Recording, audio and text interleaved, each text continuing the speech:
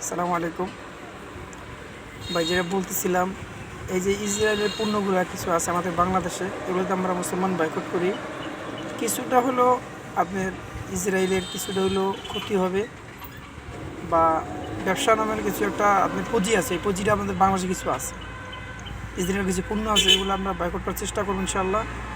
আর আমরা যদি বয়কট করি ইনশাল্লাহ, আশা করি যারা ফিলিস্তিন ভাইরা আছে, মা বোনেরা আছে, তাদেরকে অনেক উপকার হবে।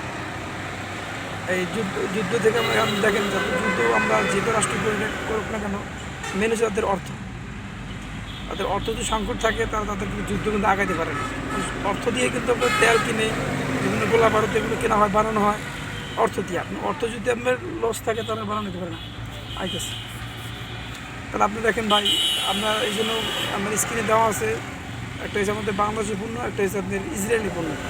আমাদের বাংলাদেশের পণ্য কী কী আছে বইরা আপনি এগুলো একটু চেষ্টা করুন ভাই, এগুলো খাওয়ার জন্য। আর যদি ইসরায়েলি পণ্যগুলো আছে, এগুলো দেখে আপনি একটু বিরত থাকবেন এগুলা না খাওয়ার জন্য। এটাই আশা করি আমি আপনাদের জন্য এটাই আমার কথা। আপনারা চেষ্টা করুন, আমরা চেষ্টা করবো ইনশাআল্লাহ।